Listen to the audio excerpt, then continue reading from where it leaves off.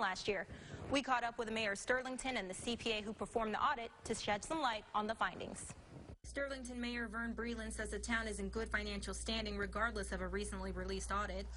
Basically, the town is in good financial shape, and there's nothing to worry about.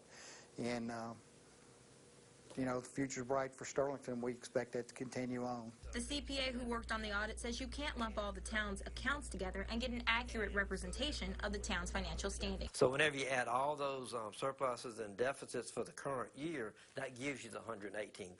But you cannot look at that number.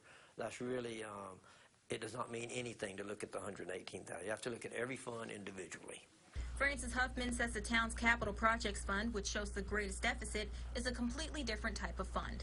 Sometimes you might get your funding in one year and you're spending it in future years, subsequent years. For instance, on Sterlington, they had $142,000 coming forward as their fund balance, and they had a deficit in the current year of $124,000, which brought them down to $18,000 fund balance at the end of the year. But all that's planned on the projects that they have outlined on what they're going to be doing.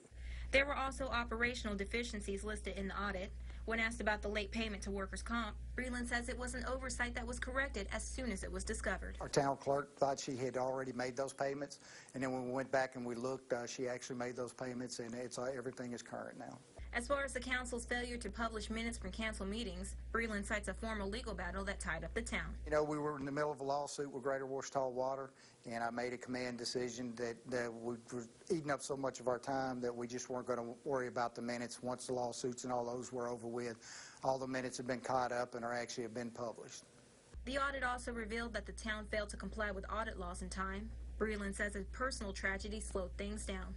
Our CPA, her husband, basically had mesothelioma, was diagnosed with it last year, which caused us to be late filing our audit. Mayor Breland says they knew they were going to be late filing, but chose to rally around the CPA in her time of need.